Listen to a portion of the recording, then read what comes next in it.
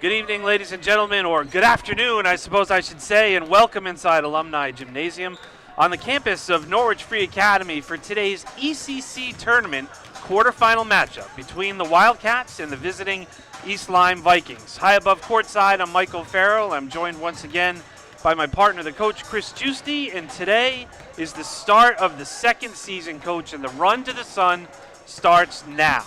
But despite NFA winning 2 previous games handily against the Vikings, anything can happen in the playoffs.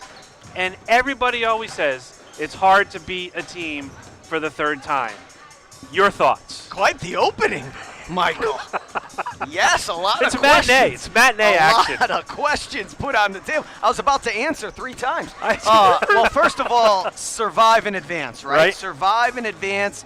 Throw everything out the window, and as a coach, you almost coach the game differently because there's no let's try this and see if it works next time. This is every possession you're trying to get maximum production out of every possession. You're using your timeouts strategically. I wouldn't be surprised if all 10 timeouts are used tonight by both coaches. So yes, it's difficult to beat a team 3 times, but that being said, this is a game that NFA needs to win. Right. Should win, right? I mean, they should win tonight's game. So if you go back to January, NFA went down to East Lyme and won 46-22, and they played that game without Jordan Baykent, who was out with, I think, the flu at the time. And then February 7th, here on senior night, NFA won 47-30. So we've won games by 24 and by 17 against this team. But you're right. Anything can happen. Any given Sunday, as the movie is called, survive in advance. Here we go. One of the interesting things that's facing the Wildcats tonight, we will be without CeCe Atchison, out with an injury for the rest of this year. So there's a key player in the starting lineup that Coach Gomez has to find an adjustment for there. We know tonight is going to start Jada Harris, but who's going to step up and fill the shoes of CeCe Atchison? Yeah, quite the curveball that's thrown towards Coach Gomez here to start the postseason. But better that you know about it from the start of the postseason than in the middle of the postseason run. Now she has a chance, at least tonight on paper. This will be the easiest of all their postseason games. So at least tonight you can kind of figure out, is the starting lineup that I have planned to replace CeCe the right one, or do I make a adjustment and need to pivot moving forward? So not optimal, not something that any team or any coach wants to face, but given the circumstances, they have time now to make an adjustment, and it's time to step up. That's the thing, next man up, right? So from the coach's side, what is she looking for? I mean, I don't think she has anybody in mind. There's multiple players that have the ability to step up here. As a coach, what do you look for to see that somebody says, yeah, I'm going to take this?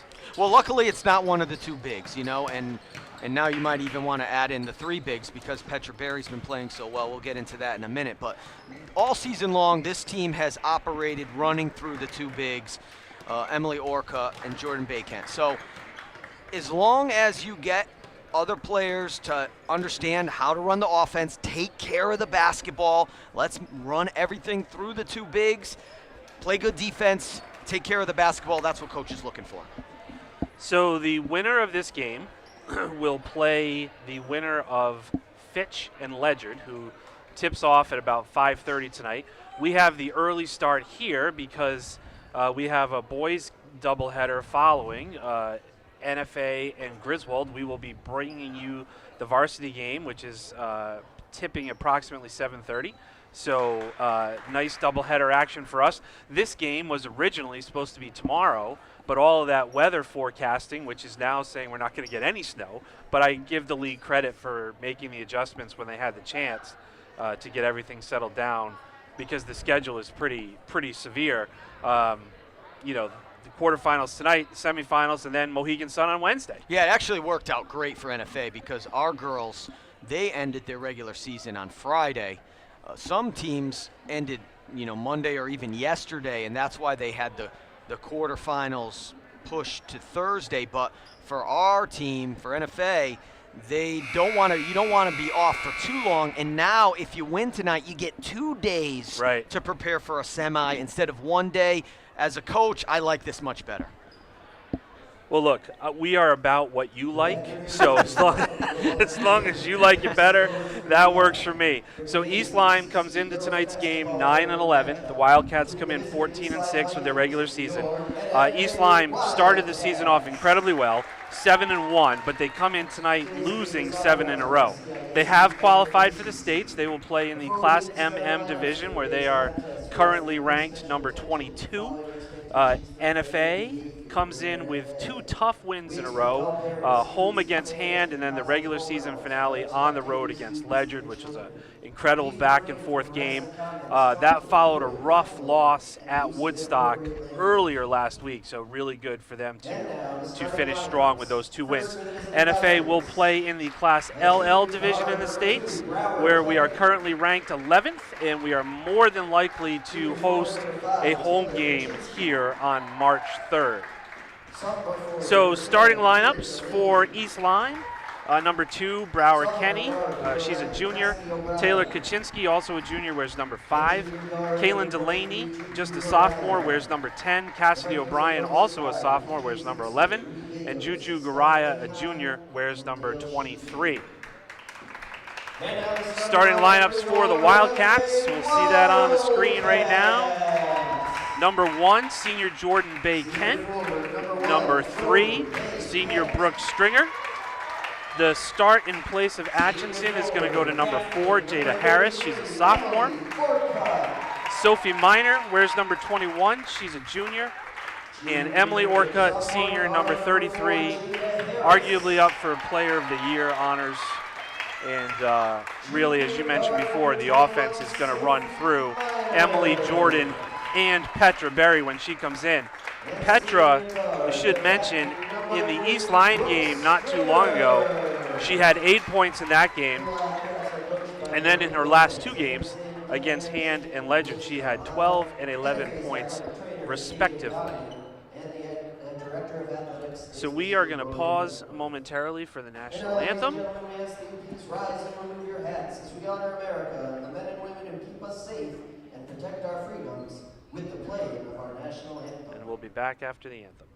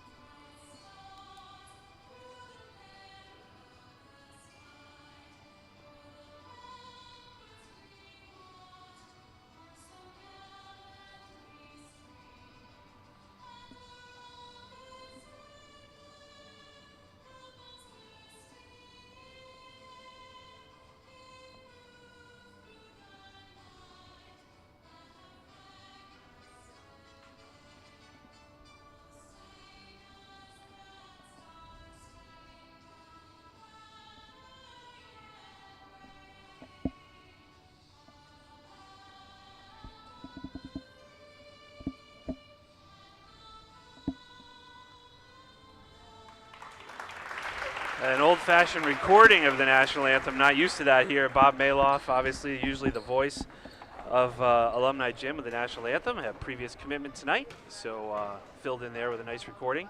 And it's just about game time. So the first 2 times these teams played, leading the way for NFA, Emily Orcutt both times. She had 15 in the first game, 13 in the second game. Kaylin Delaney had 9 in each game for East Lyme. Garaya had 5 in one, 6 in the other, and Kaczynski and Ident had 6 and 5 in game 2. Brooke Stringer had 11 in the first game. Be nice to see Brooke put that again together today. And Petra Berry, as I said, had 8 points last time the 2 teams played. Playoff basketball, day 1, season number 2. The run to the sun starts now. And for the Wildcats, I think right away, you do not want to lose your man and give up open three-point shot attempts. I think that's a way that East Lyme can, get themselves into a competitive game if they're hitting their open jump shots from the perimeter. So NFA's got to make sure whatever defense they're playing, they're matching up and forcing the Vikings to take contested shots. Kaylin Delaney goes against Jordan Bakent on the tip. Jordan controls, and Jada Harris comes down with the ball. This is Stringer, Orcutt. Harris is 4, Bakent is 1, Minor is 21. Brooke Stringer wears 3. Tentative here, but inside goes to Emily, no surprise, double team. Shot clock's just at about 10 seconds. Harris gonna drive, and she's gonna travel. 30-second possession, no shot, 1 turnover. Yeah, and the energy level, the Wildcats are going to have to create their own energy. The gym at this time of day, not a lot of buzz in the gymnasium right now. There's still sunlight coming in, so it's a little different than what they're used to. They've got to create their own energy. Sometimes you create it off playing defense. It's Cassidy O'Brien, pick from Garaya. That's Kenny. 5 is Kaczynski. 10 is Delaney. Kaczynski, Kenny, O'Brien. Garaya's going to try a long-range 3, and she nails it for the first points of the game. And NFA in that zone, they got to be able to find those shooters. That was one of the things that I said would be able to keep the Vikings in this game, hitting those three-point shots. Minor, Stringer, nice pass inside to Orcutt. Triple team, picks up the foul. I believe this is going to go on Cassidy O'Brien. Should be her first. It is on O'Brien, number 11. So you see right away, Mike, East Lyme's not going to let Orcutt beat them. A triple team on her catching the post there. Orcutt takes the inbounds from a Stringer. Back it finds its way to Emily. Minor. Harris is going to try a 3. Off the rim, rebound comes down to East Lyme. Brower Kenny finds Garaya over in the corner where she hit that first one. Comes through the lane, O'Brien. 3 ball up again from Garaya, no go. Good looking shot though, wide open. Emily pulls down the rebound. Yeah, dangerous, leaving those shooters open on the perimeter. So they're doubling the big, whoever it is. Stringer's gonna try a 3, that's no good. Ball's tapped around, gonna be NFA basketball. And a quick timeout coming here from Coach Zipser from East Lyme. I believe he's calling a 30-second timeout. With 6:06 remaining in the first quarter, we're just underway. Wildcats yet to score 3 points for East Lyme. Yeah, all 4 shots have been 3-pointers. 1 is going in. But for the Wildcats, that's not really their bread and butter. Their bread and butter is get the ball inside. Right now they're taking what the defense gives them. And sometimes, as the old adage goes, there's a reason you're open. A lot of adages in today's game. Well, right? I mean, a lot of adages when you're old, like me. You draw on the adages. The adages, like back when I was coaching, it was just normal conversation. Now you have to dust them off. Yep. But to my point, there's a reason why. Oh, the strength of our team is inside. Those shooters are open because Coach Zipser is banking on the odds that we're gonna miss. Yep. O'Brien, Garaya. Stringers on Garaya. This is O'Brien. Double dribble. Didn't see it, but not going to complain about it. 3-0, East Lyme. 5:52 in the first. NFA will inbound in front of the bench, where Coach Zinn and Coach Erickson and Coach Gomez II, with the eye of Coach Scarlotta just behind a few rows of the stands. Coach Scarlotta didn't pay for a seat, I guess. Emily double teamed again, out to Sophie. Sophie's traveling. They're just in a rush, got to slow down, shot fake, pivot, get back to the basics. Sometimes first game of the playoffs, opening minutes, got those jitters. It is, like you said, a new season, so it's almost like opening night jitters again. A little bit of pressure from the Wildcats. Harris is on O'Brien. This is Kaczynski. Garaya gets it under to Kaczynski, and Jordan sends that to the baseline Taylor Kaczynski had a nice game last time. She had 6. Jordan says not right now. Kenny inbounds, trying to inbounds. Harris with the steal. Nice play, Jada. Looking to go right to the hoop, and I believe she's going to draw the foul. Yeah. Interesting call from the other side of the floor. 50-50 call there, Mike, and they decided to call the block on East Lyme. From the other side, the far side of the court, that foul comes in. It'll be East Lyme's second, and it will be Cassidy O'Brien's second. See if Coach Zipser makes a move. Minor inbounds to Orcutt.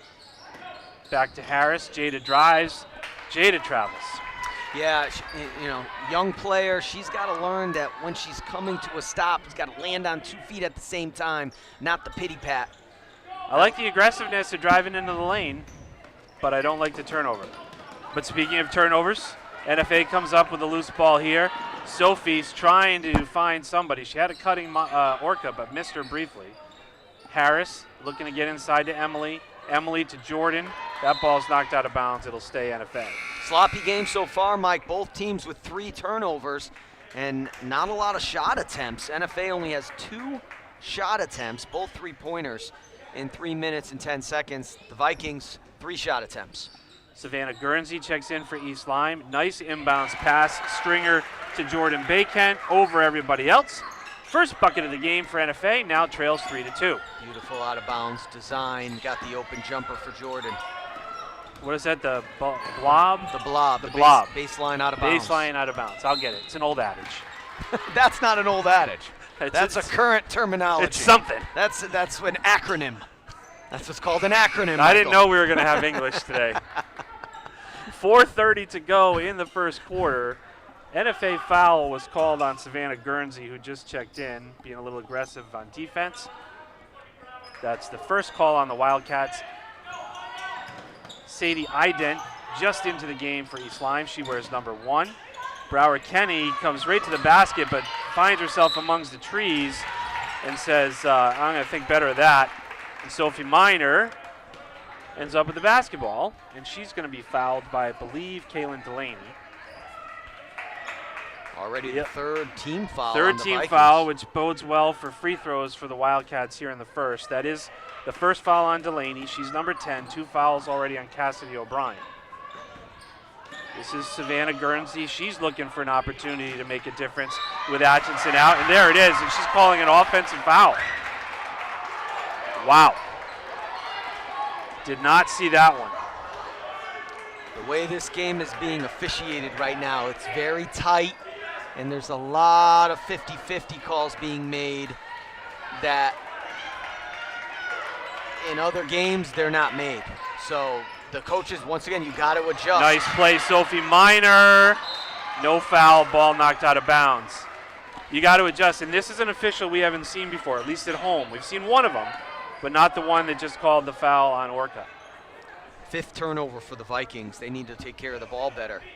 Haven't had a shot in quite a while. So it's a great offensive play for Emily. Waved off on the foul, her first. Emily gets the ball from Brooke. Nice, Jordan loses the handle.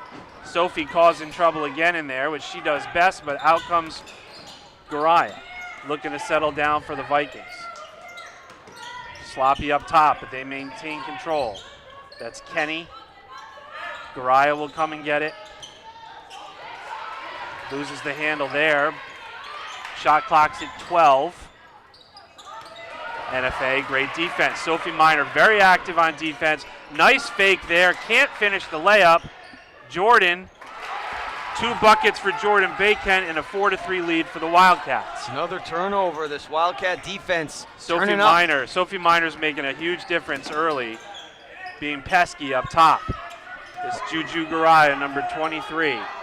She scored the lone East Lyme bucket. It was an early 3-pointer. Kaczynski into Delaney. Nice move, Kaylin Delaney, but Stringer gave her some fits.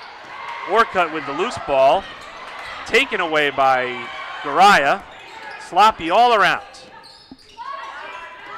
Emily likes to handle the ball out there, and sometimes I think she just needs to give it up and go plant herself underneath. Kaczynski wide open from the side. She buries the easy bucket. 5-4 East Lyme. 2:37 left to go in the first quarter. Stringer, Minor, Bacon, Orca, and Guernsey. Guernsey to Orca, inside to Bacon. Jordan finds Brooke. Brooke goes back to Jordan. Over to Guernsey for a three. In and out. Nice shot, Savannah. And nice play by Brooke. Oh. 50-50 call there on the tip. It looked like Stringer knocked it off the Vikings Sure did. jersey, but official thinks otherwise, so it'll be Viking ball. Petra Berry checks in for the first time to NFA. The junior wears number 5. She replaces Orcutt. Petra, as we said, has scored double digits in her last 2 games and had 8 the last time these 2 teams met. Travel violation there. We can't find a rhythm right now, Coach. 7 turnovers for East Lyme, 6 for NFA. More turnovers than shot attempts in this first quarter. You don't hear that often. No. But with a basket here, we take the lead. So let's focus on it. No adages, just points. Berry, Stringer. Brooke wanted to get inside to Jordan. Couldn't do it. Minor. Guernsey does. Nice kick out to Stringer. 3-pointer one time. Brooke Stringer. Rattles it home. Round and round it went and found the bottom of the bucket. Nice pressure here by NFA. Sophie Minor picks off the pass and one. They're going to call it on the floor. Boy, the way she held her hand up, I thought maybe she was going to drop it on that call.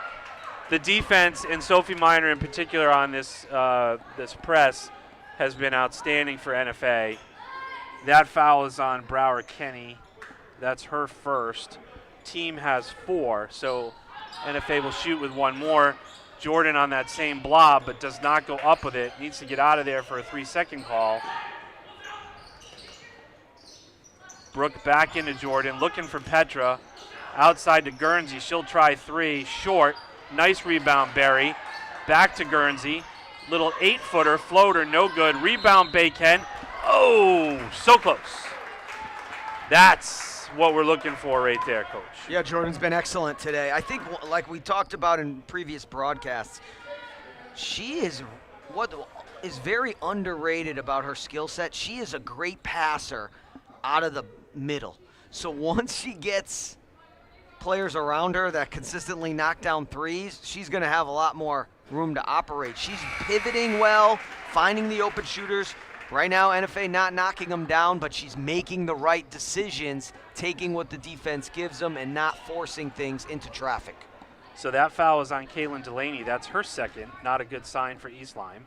Jordan makes a pair of free throws. She has 6 of the 9 NFA points. And that's got to make Coach Gomez smile. You need your seniors to play well in the postseason. That is a critical element or ingredient to winning a championship.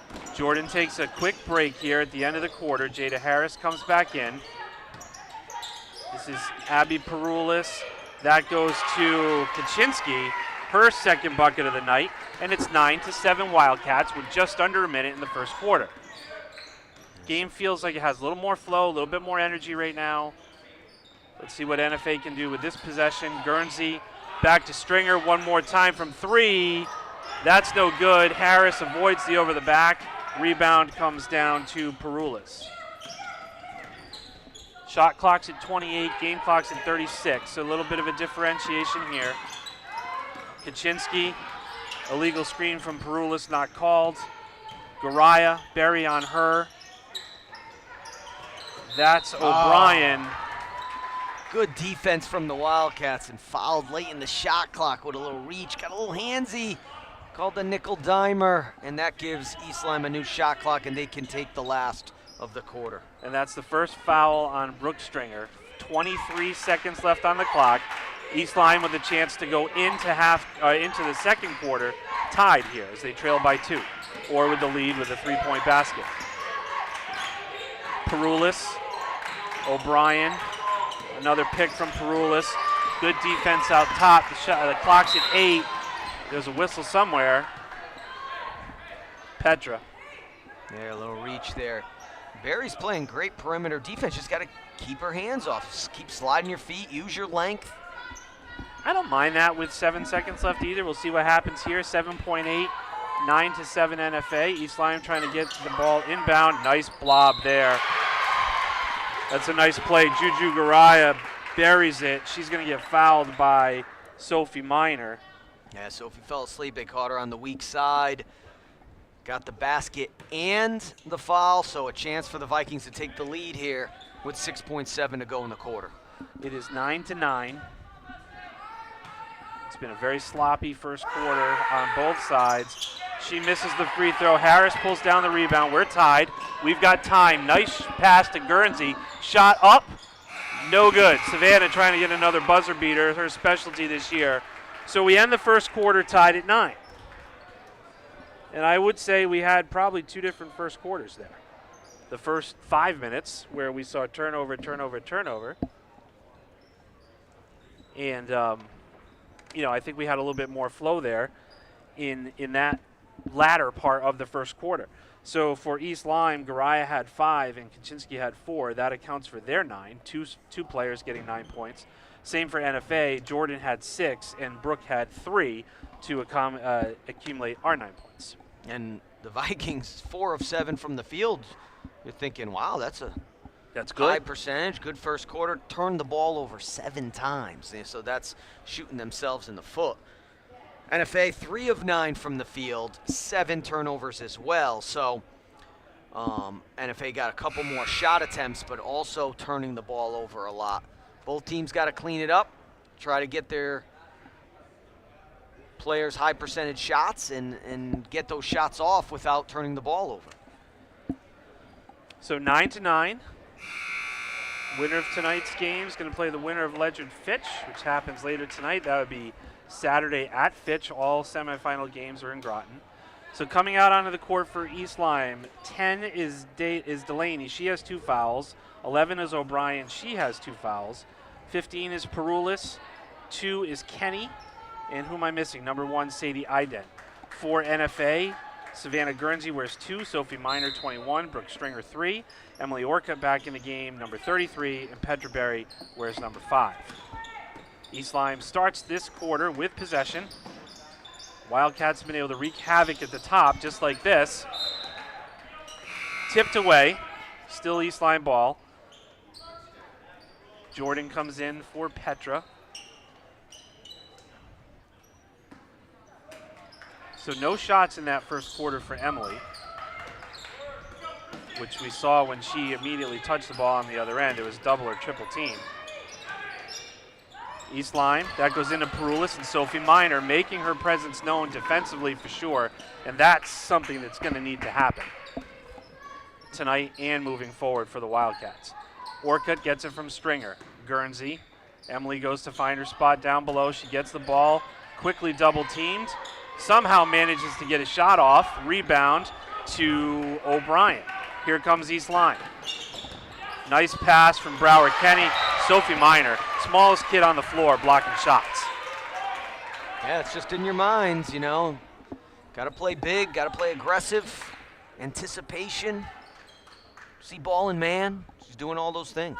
What kind of blob are we going to get here from East Lyme? Kenny's going to trigger it. Comes into O'Brien. Miner's on her. She works around the Delaney pick. Back to Kenny. She travels. 9th turnover for the Vikings. I need to see an Emily Orcutt basket.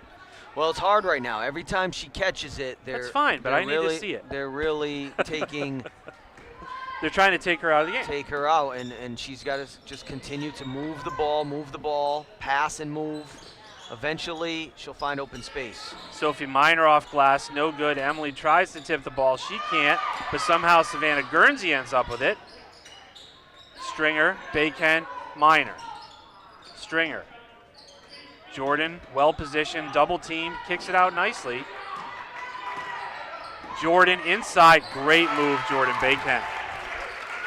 She's playing well. Yeah, you just got to keep pounding it in there and throw it out when you don't have anything easy and then re-enter it. Boy, we caught a break there. Nobody was back defensively. The ball got tipped. Miner leads Guernsey into Bacon, out to Stringer. 3 is no good. Jordan keeps it alive to Sophie. Very impressed with Jordan so far tonight. Brooke over in the corner to Guernsey. Works off the Baycamp pick, back to Stringer for another 3. Short. Jordan, rebound. Miss. Own rebound. Brooke. Savannah's going to try 3. Nothing. Emily, NFA ball out of bounds. Wow. A lot going on there. A lot of shots, though. NFA already has 7 shots this quarter. And 4 of them right there. In only 2 minutes. They had 9 all in the first quarter. So that's okay. Shoot, go get it. Shoot, go get it. You know, that wears teams down. Garaya and Kaczynski check back in for East Lyme, replacing O'Brien and Perulis. This is Guernsey. Shot clock's plenty. It's at 33. Speaking of 33, Emily Orcutt, wearing that Larry Bird number, gets her first bucket of the night. Yeah, just keep entering the ball. 13-9 Wildcats. Great defense there from Emily and Guernsey. Garaya, turnover. Here we go. Jordan, nice feed to Guernsey. Savannah's going to try it. She misses, and here comes Garaya the other way. Stringer's on her, and they're going to call the foul on Brooke Stringer on the floor. It's going to be the second foul on Stringer, first of the quarter. 5:20 left to go in the half. Wildcats with a 4-point lead, 13-9. Yeah, this is. I was thinking that when Stringer picked up her second, if Coach Gomez would take her out. That's this is where it gets interesting. Well, they don't now that they don't have CeCe Atchison, they don't really have a sub for Stringer. So Coach Gomez is going to try to steal some minutes here. I don't think you consider the whole second quarter, but try to steal some minutes here, and so she doesn't pick up her third. And let's see who's going to run the point. Is it going to be Sophie Miner? Is it going to be Jada Harris? Is it going to be Emily Orcutt? Emily Orcutt's going to steal that ball. That's one thing. And they're going to call it double dribble. Yeah, that was the right call. Unfortunately, Emily bobbled it, and then just got to squeeze the orange. She had pick 6 written all over that one in her head. Yes, but East Lyme really struggling to get a shot off this quarter. Only 1 shot attempt. There's 2 shots attempts. That's from Juju Garaya. Tries a 3, which she made early in the game. Orcutt comes down with the rebound, and Guernsey looks to be at the point right now. Baycent tried to get it to Emily. Ball tipped into the hands of East Lyme. Let's see if we can pull off another turnover here, and we can. Coach Zipser is imploring his team. Yeah, 13 turnovers for the Vikings, 6 this quarter, only 3 minutes in. Just settle down, settle down, settle down. Guernsey, Miner. Sophie's going to try long range. A high bouncer. Thought Emily had a chance at it. It's going to stay NFA ball.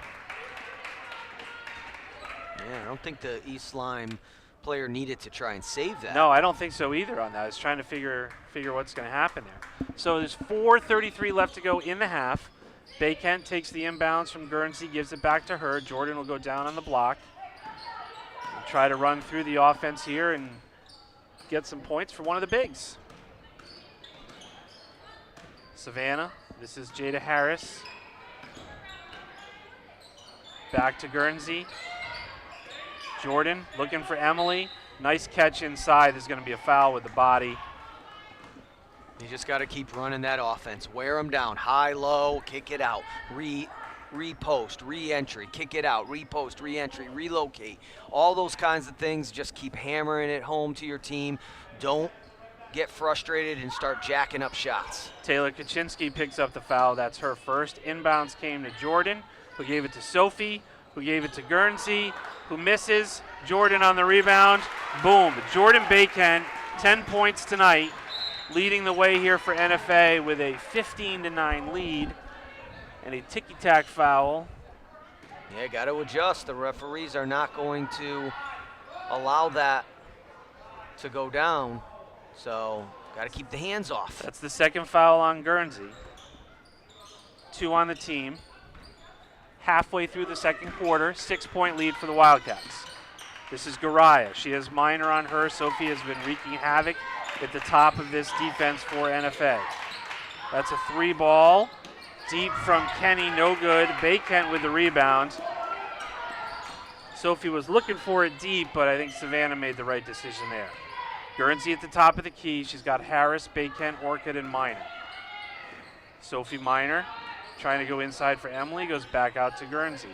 Jordan, nice ball movement in and out, and Savannah travels. Yeah, did you see when Jordan caught it, she got it up high immediately. Archie did over her head, pivoted, looked. Then Savannah caught it immediately. Just you gotta take a breath, use your pivot foot, use a jab step. Don't be in a rush. And I think you're going to see Brooke Stringer checking back in here, and I'm guessing she's going to replace Savannah, so there aren't two with 2 fouls on the floor. This is Kaczynski, Jordan in her face. Garaya, she's got minor. Harris. Sadie Ident, Savannah Guernsey on her. Jada Harris on Kaylin Delaney. Back to Ident. Shot clock's at 7. Delaney's going to throw up a shot. Blocked a little bit, I think, by Harris. Orcutt pulls down the rebound, launches ahead to Sophie. Good decision, Sophie pulling it back. Work a little bit of clock. Don't force it here. Let's just get a good bucket. Yep, that's a travel. That is the right call. I didn't see that one, Coach. Shuffled the feet. Every day we're shuffling. Every day. Number 11, Cassidy O'Brien, back in for East Lyme. Number 3, Brooke Stringer, back in for the Wildcats, as well as number 5, Petra Berry. Guernsey and Orcutt go to the bench. So for the Wildcats, it's Berry, Harris, Baykent, Stringer, and Minor. Kaczynski, Ident, O'Brien, Garaya, and Delaney for East Lyme. This is Kaylin Delaney. Nice shot, Kaylin Delaney. Her first 2 points of the night. Their first 2 points of the quarter after going nearly 6 minutes without scoring, 15-11 Wildcats. So this is not a game so far that speaks to a 17-point win and a 24-point win. That's for certain. Kendall McCrae, freshman, wears number 15, is going to give Sophie Minor a much-needed break, especially on the defensive end. She's working out there. Gonna get some water, get a little rest here. Wouldn't be surprised to see her back in soon. So McCrae is one that can hit the long-range shot. I know she had a JV game earlier this year where she hit 7. Jordan misses the layup, can't get the foul, but there's McCrae. Already making a difference 1 minute in. Ball's back into Baykent, nice pass to Stringer. It's like if Brooke wasn't ready for it. Nice pass there by Jordan. Kendall McCrae. Shots no good. Petra, rebound no good. Sloppy to come out of there with no points and 4 shots. O'Brien gives up the basketball to Garaya, who buries the shot from the outside. Her 7th point of the night, and it's only a 2-point game with 1 minute and 15 left to go in the half.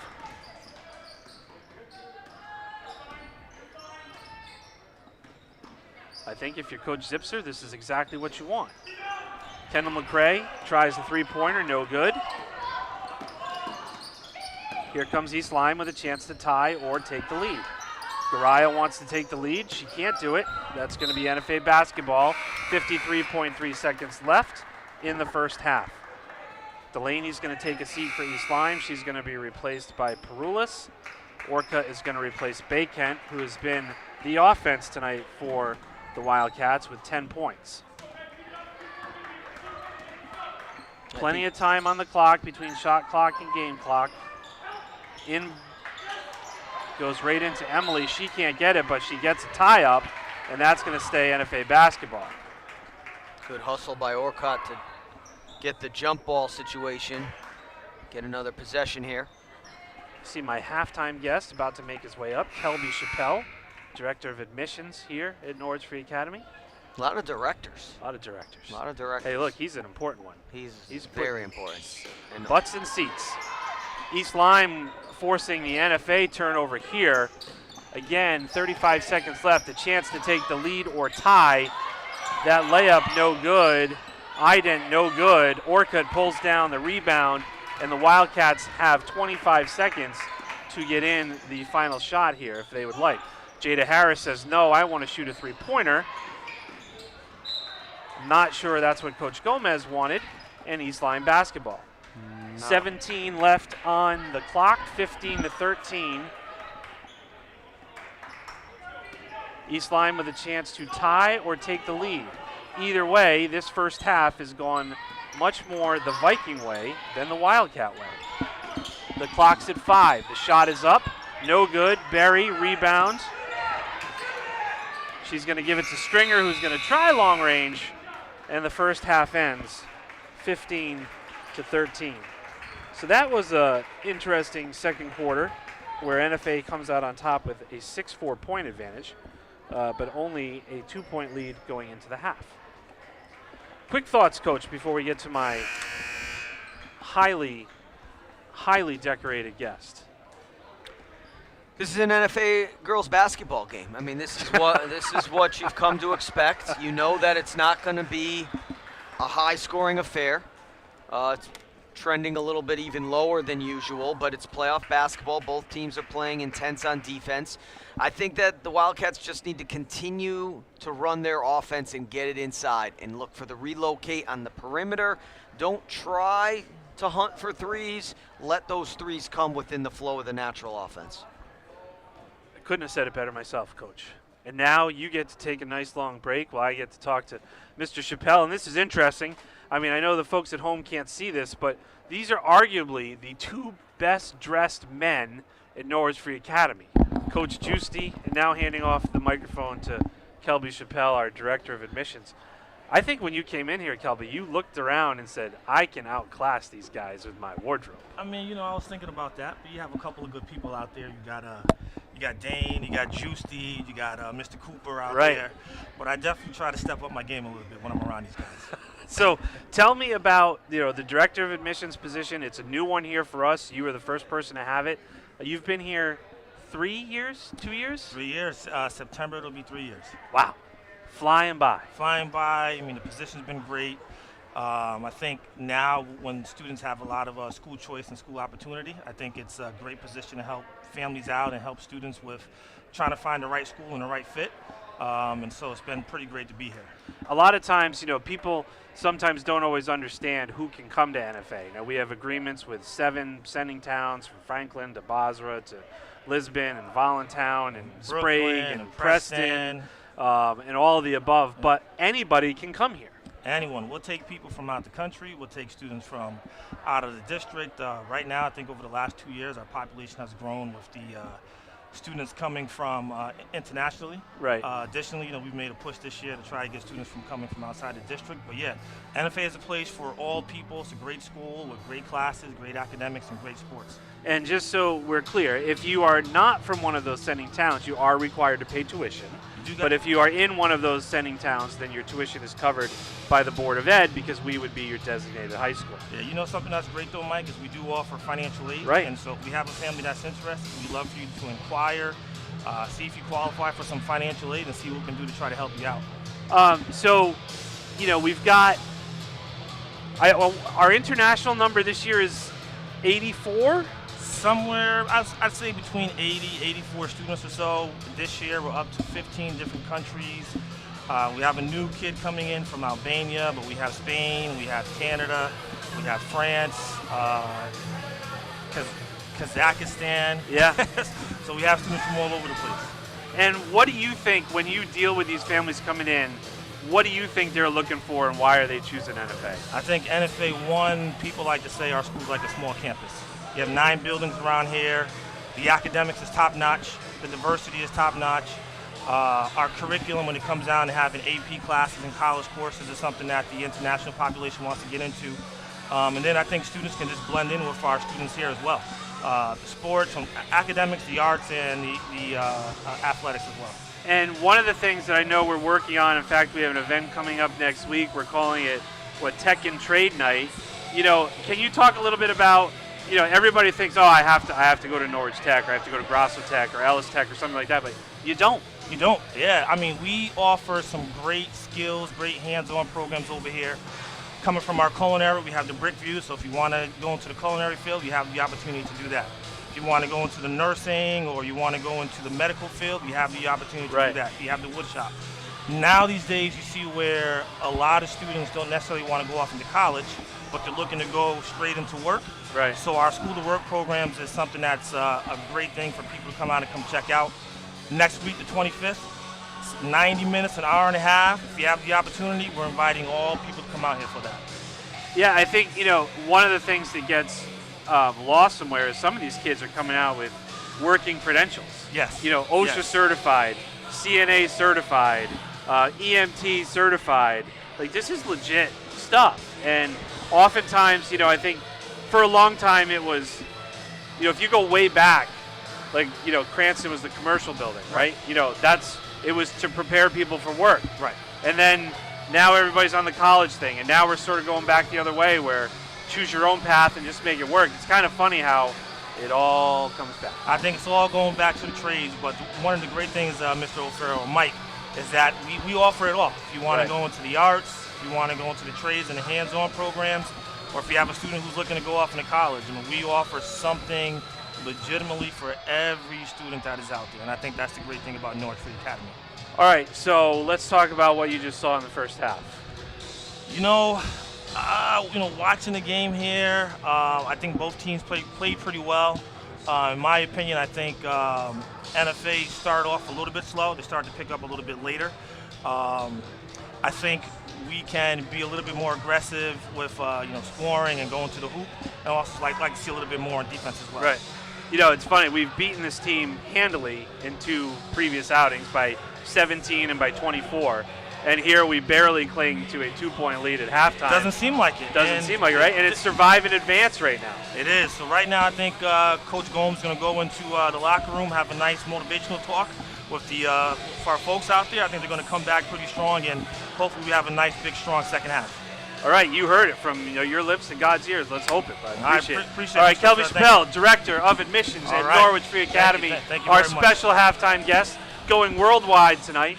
And Worldwide Kelby. Worldwide Kelby. Hey, look, Worldwide. you just came back from Spain. I didn't even talk about that. Big recruitment trip. And he mentioned, we had kids from 15 different countries, and he's going to see all of them by the time he's done.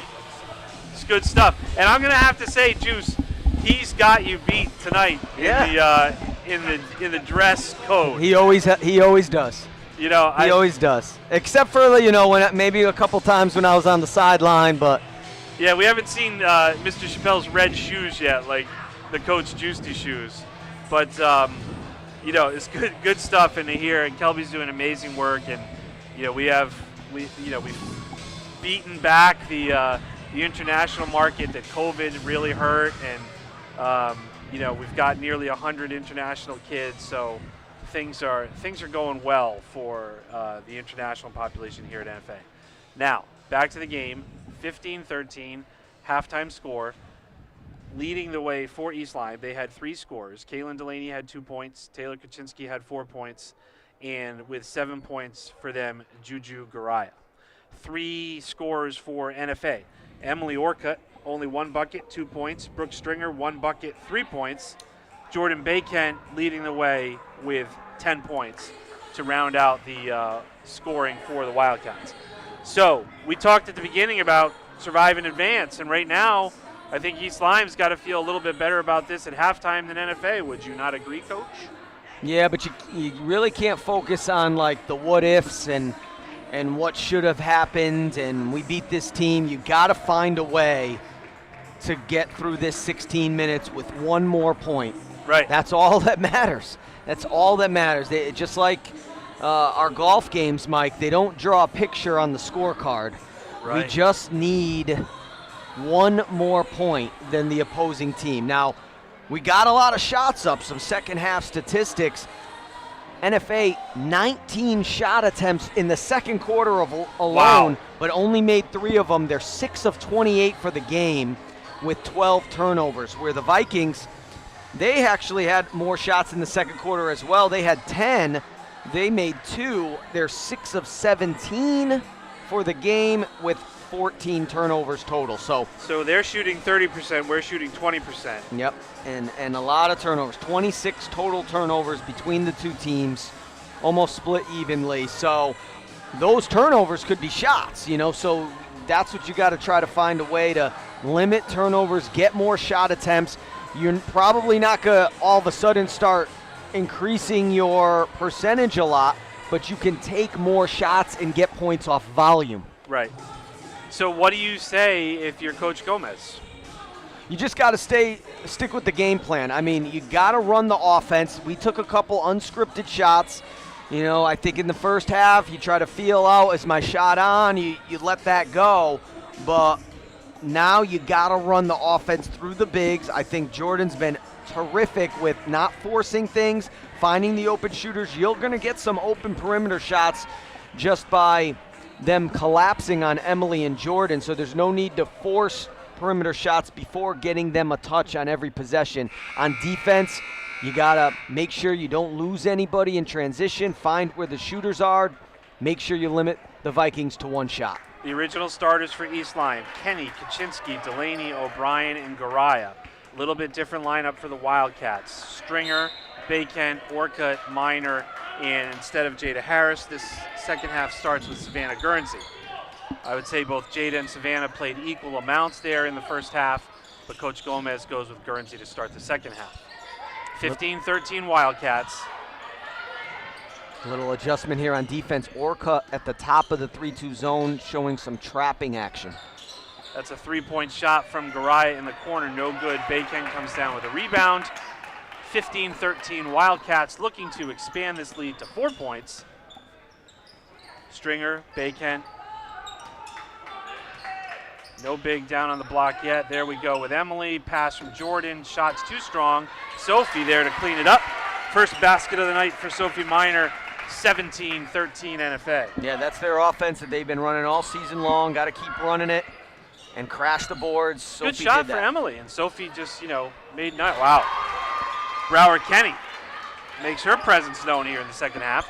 Cuts the lead to 1, 17-16. Her first bucket, it's a three-pointer. Orcutt directing traffic, kicks it back to Stringer.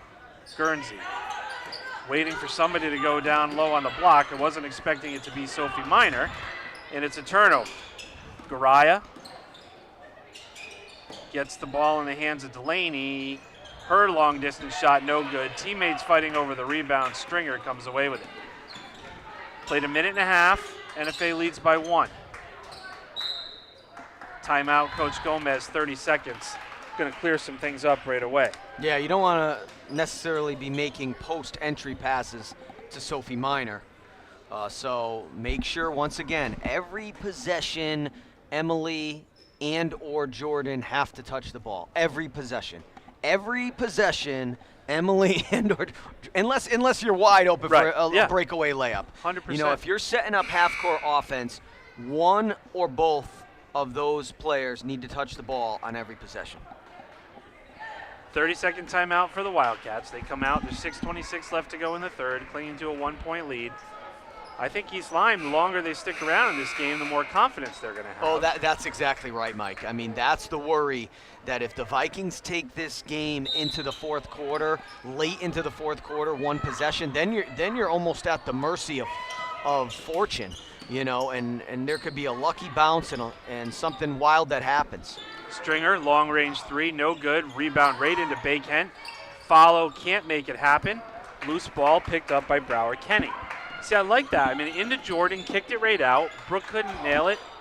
Jordan had a chance to follow, no good. Absolutely, you're in offensive rebounding position when that happens. A good possession, but no points. O'Brien, Delaney, Kaczynski wide open. Jordan's going to tie her up, and that's going to be NFA basketball on the alternating possession. 5:52 left in the third, 17-16 NFA. A low-scoring affair.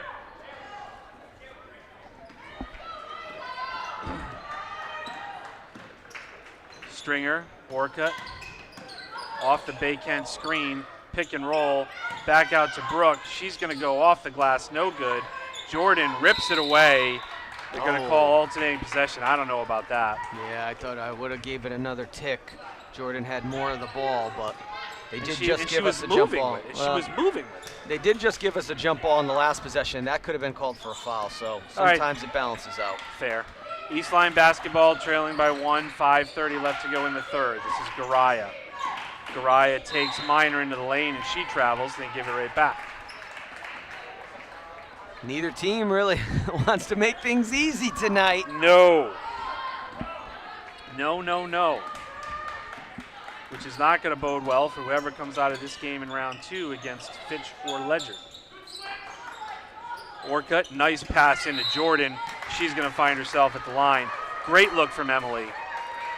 They just need to keep doing that. That's what Coach Gomez is saying right now. They just need to keep playing. The two bigs just need to keep playing basketball. And when the defense collapses and triple teams them, kick it out, and then repost, okay? And then get it back into them again. And then if you get another kick out, then's the time to start thinking about taking an open three. But don't give up on the bigs. That's where your advantage is. Second foul on Taylor Kaczynski, number 5. Bacon's at the line for 2. She makes the first. Beautiful looking free throw shot tonight from Jordan. 3 of 3 from the line, I believe. She is.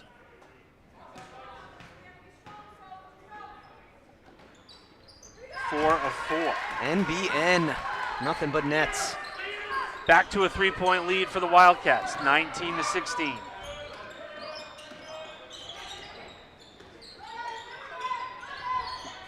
Garaya, Minor. Sophie was causing havoc out there first half. Kaczynski finds herself wide open. Can't make it. Teammates fighting over the rebound, always a good sign. And here we go, NFA. Bacon, Orcutt. Stringer. Back to Jordan. Nice shot. Minor, littlest one in there, fighting for the rebound, but it comes down to Delaney, who gets it to Kenny, who gets it to Garaya, who shoots a 3-pointer. No good. Rebound into the hands of Kaczynski. Back to Garaya. Quick double team there. They're calling a timeout, I believe, for East Lyme. Yeah, good timeout from Coach Zipser. Like I said in the pregame, wouldn't be surprised if all 10 timeouts are used tonight. You don't save them, they don't carry over, and you might not get another game anyway. So got to use every timeout wisely and save possessions and try to draw things up on the chalkboard. 4:25 left to go in the third. Wildcats with a 3-point lead. All quarterfinal action in the ECC is happening tonight. New London is traveling to Woodstock. Fitch is going to Ledyard. And Bacon is hosting Waterford, I believe, who knocked off Killingly last night. Predictions, Mike. Well, we said from day one, Coach, that 5 teams could win this conference, and I would not be surprised. Predictions for the other 3 games. Bacon, and I'm going to call Woodstock over New London because they're playing at home. And having just seen Ledyard, I'm going to say Ledyard takes care of Fitch. I'm going to just differ with you on one of those. I'm going to take Fitch over Ledyard. All right. Our focus tonight is Wildcats over Vikings. Bacon gets the hoop.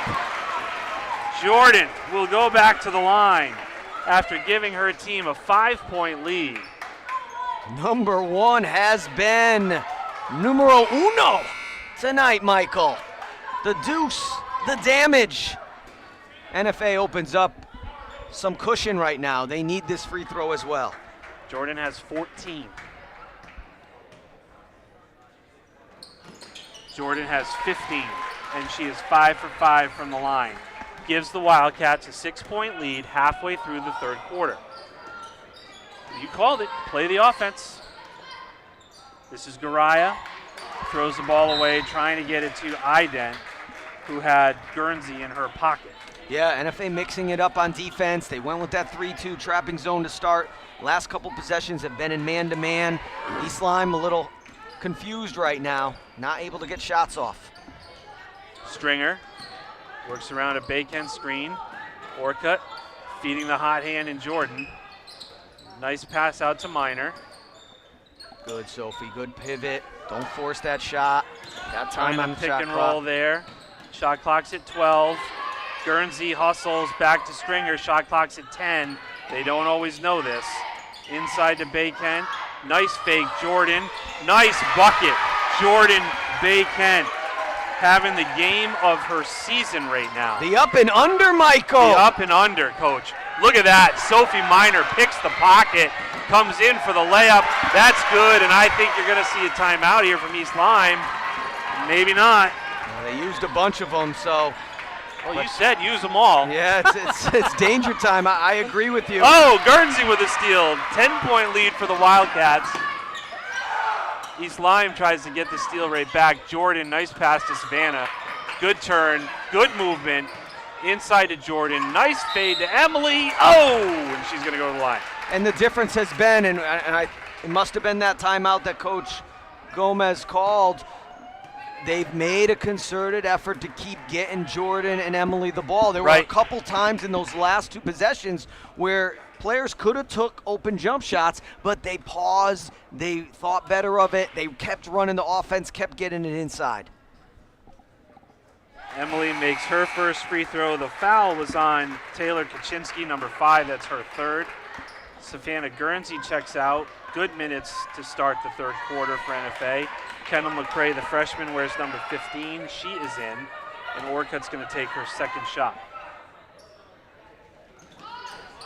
Emily misses it. Stringer fights for the rebound, but East Lyme comes down with it.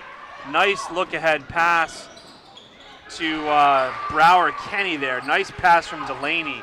Long range, 27-18. Stops the bleeding a little bit there for East Lyme.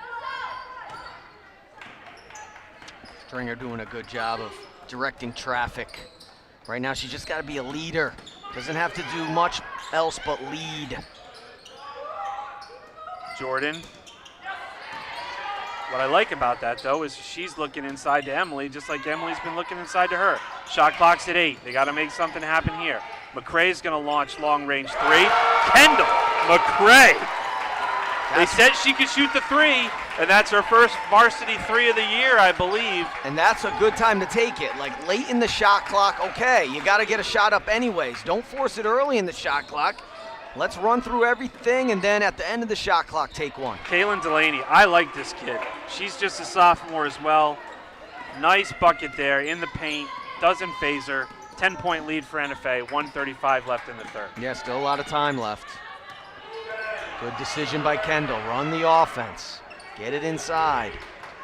Ball must touch Orcutt's hands or Bayken's hands. That's what we're saying.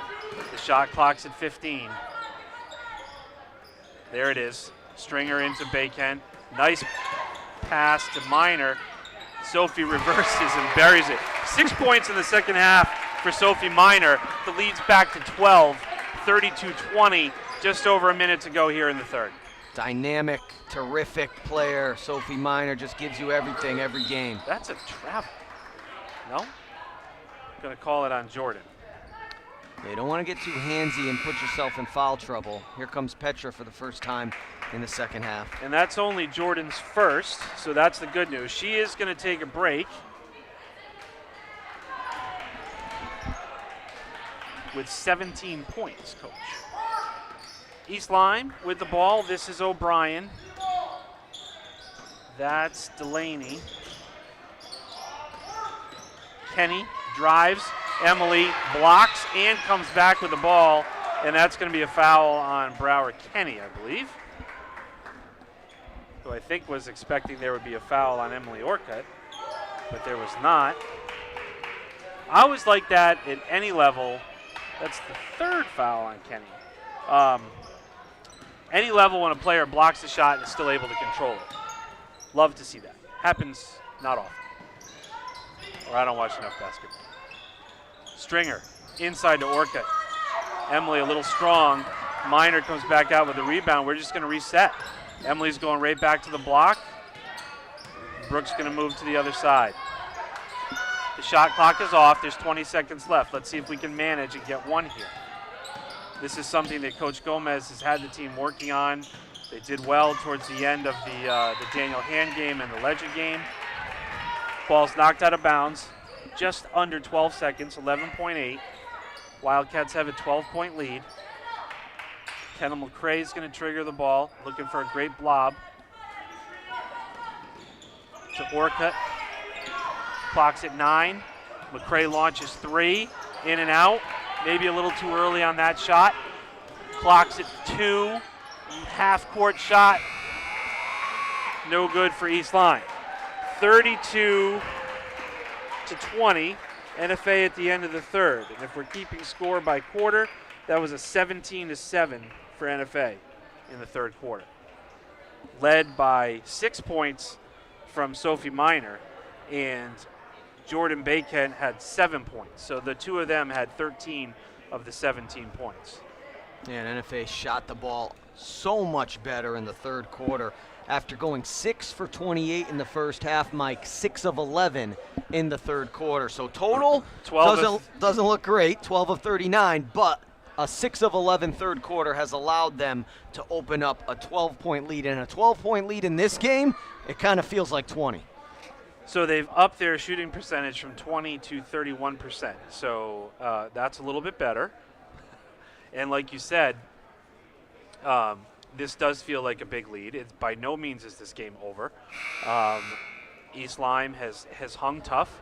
They've hurt themselves with turnovers, but I don't think Coach Gomez is saying we're ready to move on just yet. What's the other big thing we talked about that happened in the first half that needed to be corrected? Oh, God. Turnovers. NFA, 1 turnover in the third quarter. East Lyme still had 5 turnovers. So those two things, NFA being able to shoot the ball at a higher percentage, but also limiting turnovers, has allowed them to get this 12-point lead. Now it's a closing time. It's fourth quarter. It's your seniors. You got Stringer on the court. You got Jordan on the court right now. Emily's going to take a breather. You need to finish this game. Don't take any possessions off. So for East Lyme, Ident is 1, 2 is Kenny, 10 is Delaney. Who else we got? Garaya is 23, and I'm missing 1.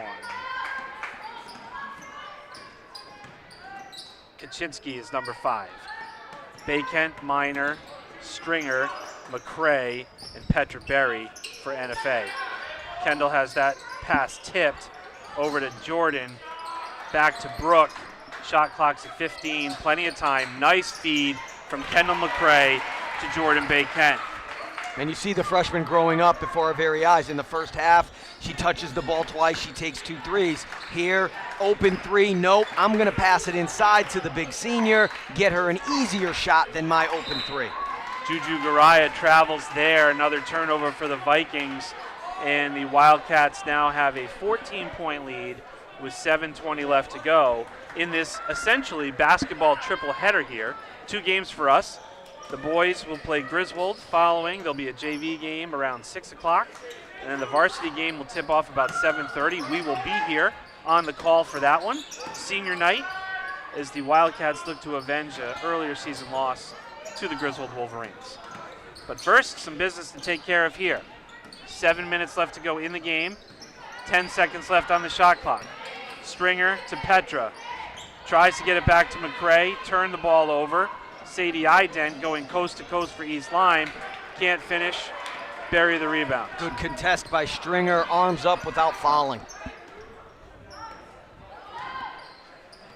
As you said, we're looking for Brooke to be a leader here, and I think she's done a nice job, particularly in the second half. Very nice screen.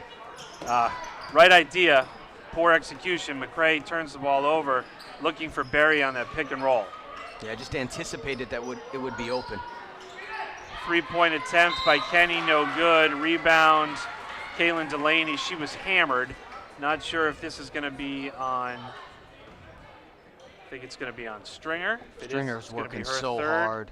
Working so hard. It'd be nice to get her a little breather here. Let's see what 2 subs coming in for the Wildcats right now.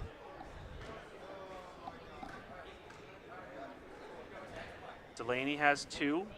First one, no good. So Orca and Guernsey are coming in. McCrae and Berry are going out.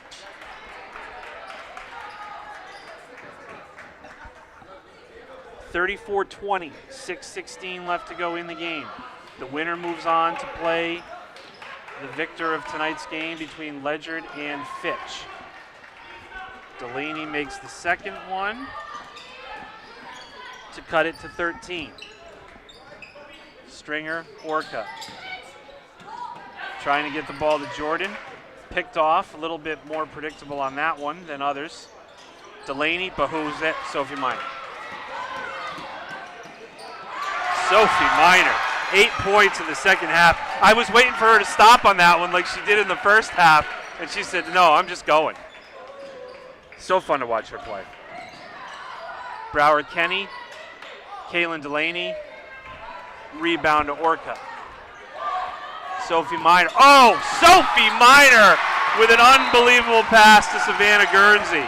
And that gives us the largest lead of the game at 17, and that forces a timeout. Holy cow. That was fun. Her last name may be Minor, Michael, but she is having a major impact on this game. She's all over her. Her fingerprints are all over this game on the defensive end, rebounding, and now showing a little offense, hitting a little jump shot a couple possessions ago in the third quarter, and then the breakaway layup followed by the beautiful bounce pass, just doing a little bit of everything, almost like a potato, could be fried or gratin, mashed. She's versatile. Okay, Dickie V.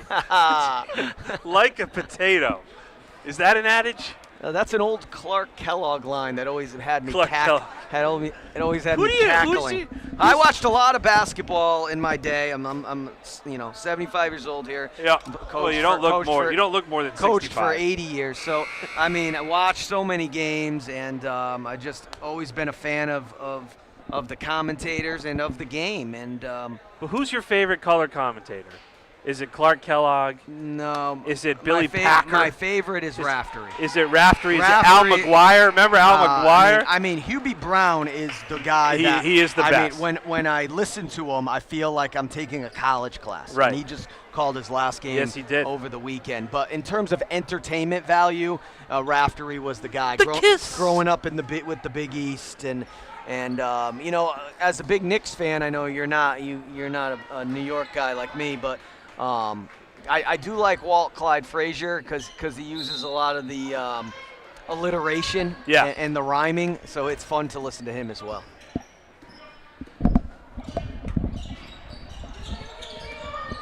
All right, East Lyme, Kaczynski, Kenny's going to try long range. I think Jordan got a handle on that. Orcutt pulls down the rebound. 5:15 left to go in the contest. 38-21 Wildcats. All right, so I clearly need to learn how to rhyme here for you. No, you're the play-by-play guy. Yeah, I know, but sometimes if the play-by-play guy can work in a rhyme, that's even better. Guernsey, Bacon, Miner, Stringer. Tried to get it to Orcutt. Bad pass there by Brooke. Ends up in the hands of the Vikings. And here goes Sadie Ident all alone to try to get one. She can't. Emily pulls down the rebound. Coach Gomez not happy. Full timeout. Yeah, and a little after one turnover in the third quarter, they have 4 turnovers here in the fourth, but they have made every shot attempt. They're 3 of 3 from the field, and that's expanded their lead to 17 here. So just learning how to play smart, ball fakes. I think the last couple possessions, they're almost anticipating what's going to happen because it was there before. Right. So now you got to use ball fakes, change the eye level of the defender. Fake high, pass low, fake low, pass high, or fake right, pass left. All those kinds of things. Right now, East Lyme's going to be super aggressive on their defense. That's the only way they could come back. They need to create more possessions via getting steals and breakaways, maybe hitting some threes. So you got to be cognizant of the fact that the Viking defense is going to be ratcheted up. It's going to be more intense. It's going to be more aggressive. So you got to use those ball fakes and keep moving without the basketball.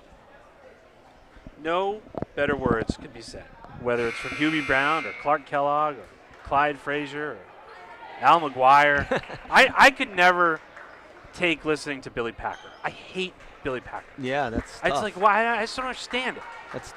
That's some strong sentiments that you have. It is a strong sentiment, but Nance and Packer for many years. Nance, I love Nance. Hello, friends. Hello, friends. Yeah. And that is his line, and good for him.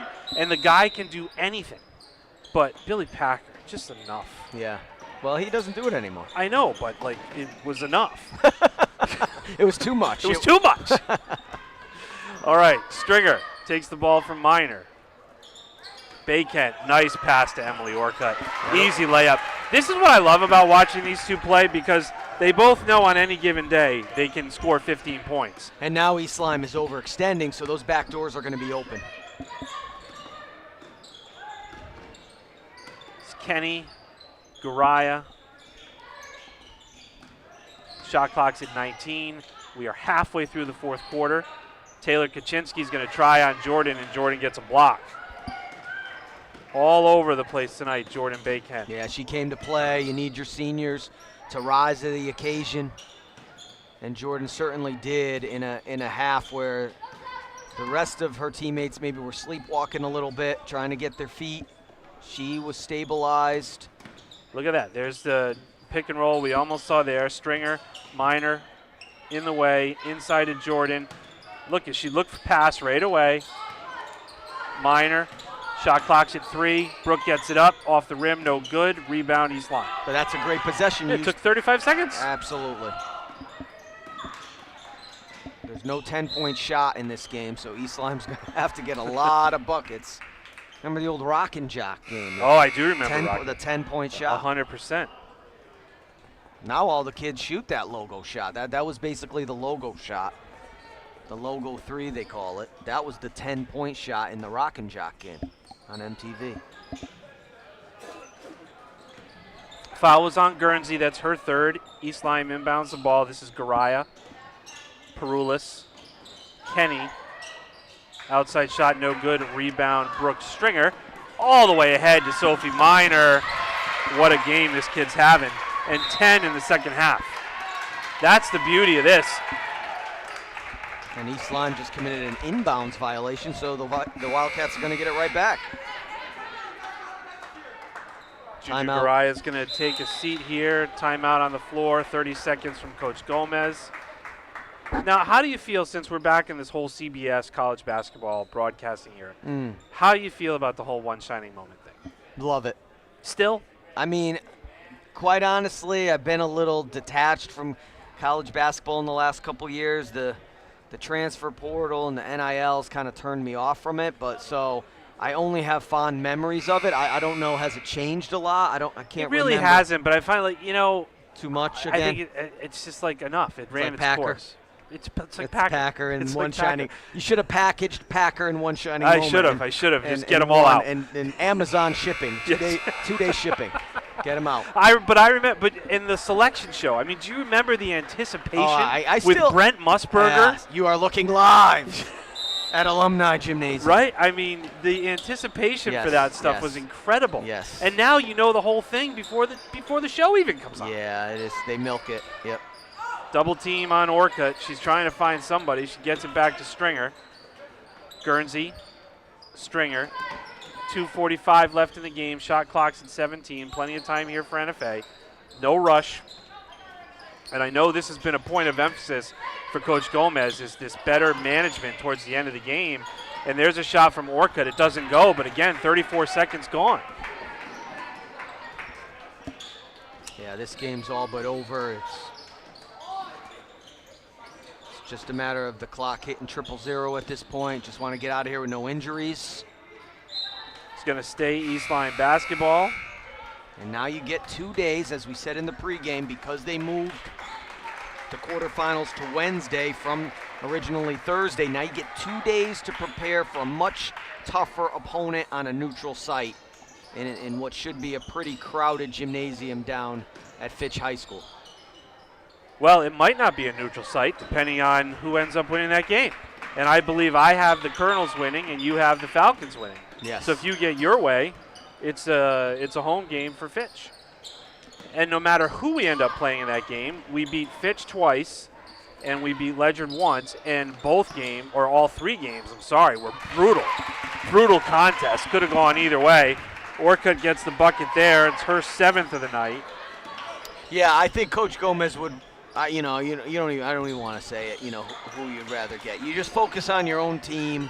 Obviously, Fitch getting a home game, but I mean, usually, we've played. Waterford's had those semifinals at their place for years. They used to even have the finals there before it went to Mohegan Sun. Nice play there by Kenny, who's going to find herself at the free throw line. And those gyms they're big enough, and you get such a you get a mixture of all different fans that it doesn't necessarily, even though like Fitch will be at home, I don't think it would be overwhelming the crowd. What is a benefit for Fitch is they'll be in their own locker rooms, the rims and all that, the lighting. that will be a familiarity for Fitch. But I think the Wildcat faithful will definitely travel. Our students are they're sort of here right now, but it's an afternoon game, and a lot of the boys are getting ready for their JV game or their varsity game. But come Saturday, I know the NFA faithful will be there. Rebound, Berry. So we've got some new players in for NFA. Number 23, Liv Bialois. And number 25, Brianna Morin-Sanchez. With Savannah Guernsey, Kendall McCray, and Petra Berry with 1 minute left to go in the game. The Wildcats a 44-21 lead. Yeah, you're going to see a lot of these players next year with the 3 seniors departing. A lot of the players on the court now will have major varsity minutes. Kendall McCray drives, no call, rebound the other way, East Lyme. This is Guernsey who takes the ball on a steal. Savannah's going to go, and she's going to end up at the free throw line. A good steal, took it all the way. North-south, strong to the basket, going to the line to shoot 2. North-south, throwing geography into this too. Oh, it's the fastest way to get somewhere on the basketball court. South-north, I mean, where's the compass? I don't know. I don't know. But, East, back west. in all seriousness, Coach Gomez calls a timeout, roughly 2-3 minutes into the third quarter. Right. And from that point on, a concerted, dedicated effort to get the ball inside and to get touches to either Jordan or Emily on every single possession. And I suspect if you go back and watch the film, they did that. I'm fairly certain that from the stretch of the 6-minute mark of the third to about the 4-5 minute mark of the fourth, they got Emily or Jordan a touch on every single possession. Right. And that was the difference. They were able to finally wear this Viking team down with their advantage inside. Garaya's going to try a 3. No good. Bialois with the rebound. Saves into Savannah Guernsey. We're going to run out the clock here with 17 seconds left. 44-21 is the score. We're hoping to have Coach Gomez with us after the game. She says, do not shoot the ball. And there it is. It's a final, or will be in 1 second. 44-21. Coach, if you just look at the second half, 29-8. And 12 of 20 from the field. Wow. After shooting 6 of 28 in the first half. So total, they were... Wow, look, I can see everything's turned. The wheels are turning here. 18 of 48 total. But that doesn't tell the story because in the second half, they were 12 of 20. 12 of 20. Let's see what Coach Gomez knows that as she makes her way over. So a great win for the Wildcats. I mean, let's be honest. We expected, we had hoped, we had anticipated this win, and we got it. And now, they're going to go up against either Ledyard or Fitch, and we won't know that until later. That game tips off at about 5:30. Just doing some quick scoring. Brower Kenny for East Lyme had 5. Taylor Kaczynski had 4. Kaylin Delaney had 5. And the Vikings were led by Juju Garaya with 7 points. For NFA, Kendall McCray hit her first 3-pointer as a varsity member. Nice shot there. Emily Orcutt, 7 points. Sophie Miner, 10, all in the second half. Brooke Stringer, 3, but a great game on the floor. Savannah Guernsey with 2 points. And the game high tonight, Jordan Bakent, 19 points, including 5 for 5 from the line. We like that. And that NFA defense, that calling card of Coach Gomez's team, held the Vikings without a field goal in the fourth quarter. Wow. It's outstanding information, Coach. Outstanding information. Boy, are you ready for this? Because Coach Giusti has been giving me everything I need to ask you right now. Oh, okay. I'm sure it's First of all, good congratulations. Stuff. Thanks. I mean, 15-13 at the half.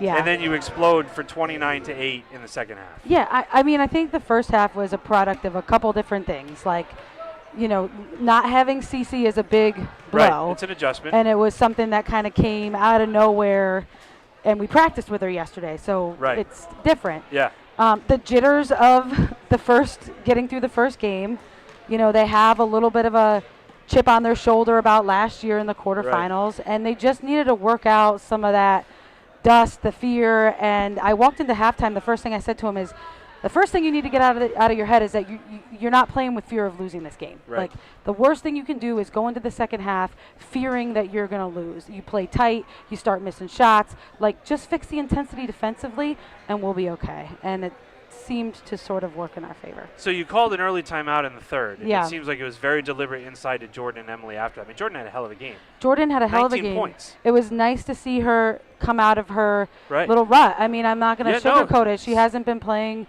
up to her potential, Right. and she came through it today. And when Jordan's playing well and Petra's playing well and Emily's playing well, it's really nice to have three post players who can put the ball in the basket. And Jordan, not only did she have a good offensive game, but defensively and rebounding and blocks. And blocks, yeah. She put together a really good game for us. So. Sophie Minor, 10 in the second half. Yeah, that's was all over the place in the first half. Probably Yeah. caused East Lyme had a gajillion turnovers according to Juice, and Sophie was probably responsible for 5 or 6 of them on her own. Well, that Sophie creates havoc. She's such an athletic kid. She's a fast kid, and she anticipates well. And that's kind of been her sort of MO all year. But it was nice to see her not shy away from the basket when she got steals today. And she's a big piece of how we do what we do. So, it was a little bit of experience showed through tonight in the second half. Yeah.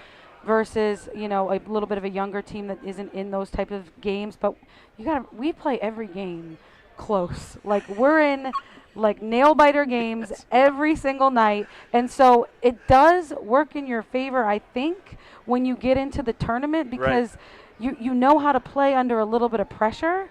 And sometimes a little bit of luck comes into it. But tonight I thought we took care of that first sort of half lull and came out aggressive. We came out with composure, and we stuck together, and that's what kind of fueled things going our way. You driving to Ledyard right now? I am driving to Ledyard. What time is it? Because tip is at 5:30. 5:30. You better get moving, All Coach. right. Thank Thanks, you, guys. Coach Gomez. A great win for the Wildcats. They will play Saturday against either the Ledyard Colonels or the Fitch Falcons.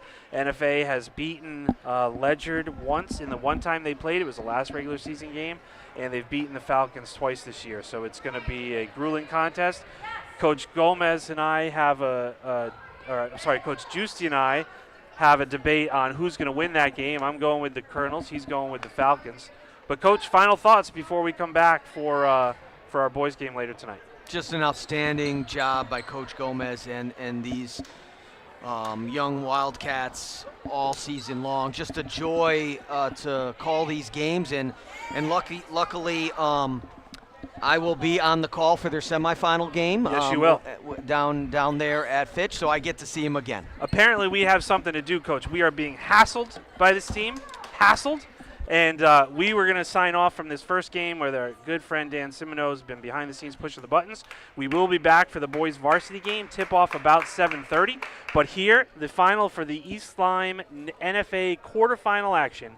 Your Wildcats with a 44-21 lead